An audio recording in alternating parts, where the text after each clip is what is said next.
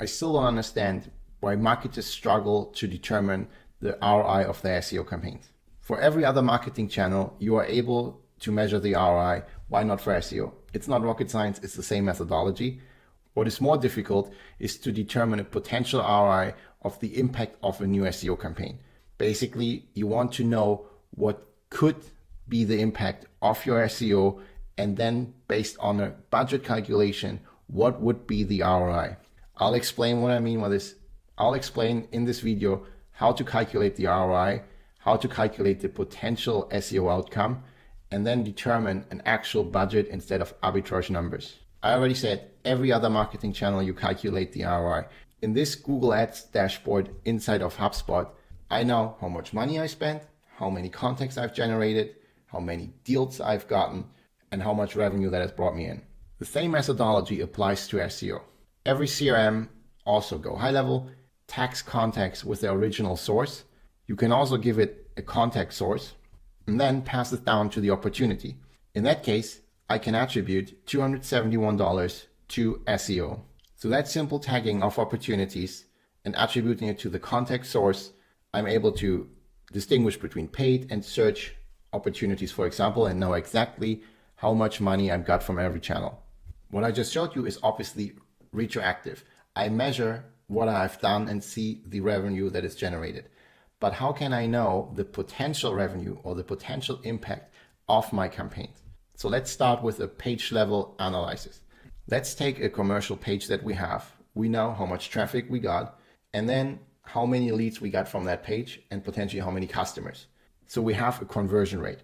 Let's take this conversion rate and assume it stays consistent if we bring in more of the same traffic, meaning we increase the positions and the rankings for the already ranking keywords with that commercial value. The logic is that the higher you rank in the SERPs, the better the position is, the higher the click-through rate is, meaning more of the search volume is coming to you. And if the CVR, conversion rate, stays the same on position 7 and position 4, you are just getting more leads. Simple logic. So let's take the data here from Google Search Console. It would be better if we use Google Analytics or any analytics platform and also include other search engines like Bing. But for this calculation I'm going to show you, let's just use this example. Here I have a page that generated 1,700 clicks. So I'm putting this in a calculator here. You can use this free calculator with the link in the description. So let's assume I increase the traffic of that page from 1,700 to 2,500. And now I have two ways on how to go about this. I can start with the number of leads, or if I know the conversion rate, I can use that. Maybe it's for you easier to know the number of leads. So you take this and say you had 40 leads from that page. That means that page converted with a 2.35% conversion rate, bringing you in 40 leads. And if we increase the traffic from 1,700 to 2,500, we will get 19 more leads. Again, it's assuming that we get the same commercial value from the keywords. So it's not that we add additional 700 or 800 visitors through informational keywords. It's bringing each of the commercial keywords higher up, and therefore the entire page gets more traffic, and then therefore we get more leads. In the next step, let's calculate the ROI of this. So here's the lead value, which is important to note. Obviously, here's another calculation behind it. Let's just assume we have a customer that brings us $1,000 and we need 4 leads to close one deal. That means 1 out of 4 leads become a customer. Therefore, the lead value is $250. So every lead has a value in this example of $250. If my budget is $2,000 for the same time period, I have a return on investment of 135%. I could even spend $4,700 to break even here. Again, we are here on a page level. I don't recommend this domain level because often when you increase SEO, you also rank for a lot of more informational keywords. It's not about just getting more traffic. It's about getting more traffic of the same traffic quality. If we want to go deeper, we can do this on a keyword level. So we can determine the same thing for each of our commercial keywords, of our money keywords. Here, for example, I have a keyword that brought me 73 clicks and I was on position 6. Let's keep those numbers in mind. We will put them into the calculator in just a second. If you don't have the data, because it's a chicken and egg situation, maybe you want to know what is SEO worth for you to start, so you don't have maybe any of those traffic numbers yet. You could start with Google Ads. Maybe you run already ads and you know a certain keyword has a certain value to you. Please keep in mind, if you use the conversion rates, that they should be higher in Google Ads, because here, if it's done correctly, you use dedicated landing pages, meaning those pages are optimized for that specific keyword to convert. If you have your solution page ranking for that keyword, your conversion rate is likely going to be lower. But you know which keywords are driving business or generating leads, so you can assign them a dollar value. So let's jump into the calculator again.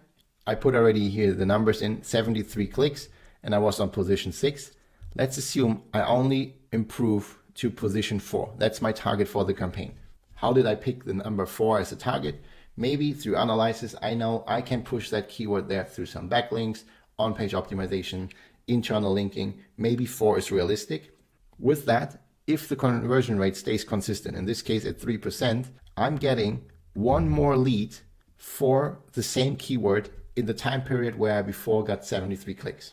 And then in the last step, I assume the same lead value and I take a portion of my total budget just for this keyword. In this case, I just put arbitrarily 300. I'm getting an ROI of 16.1%. So now I can do this for every keyword and add them all up. And that helps me also to prioritize. Maybe because for other keywords, maybe I'm on position 8 and position 4 is realistic. So that would obviously mean a bigger impact. If I do this for multiple keywords, I obviously need to build a spreadsheet and add them all up in there. But what does it mean now for you if you consider SEO? Now you can calculate what is the potential impact and how much is it worth to you.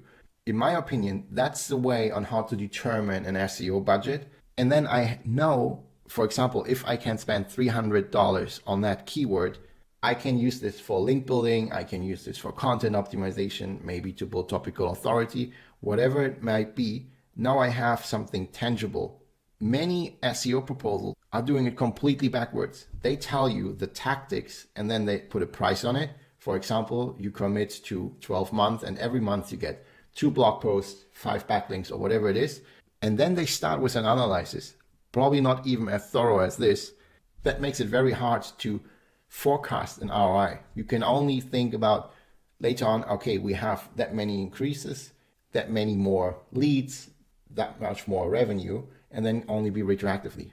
But it's always an arbitrage number, and you don't know if it's best spent without prioritization. If an SEO proposal like this sounds familiar and you're annoyed of it, watch this video here in the little card where I go into detail about this.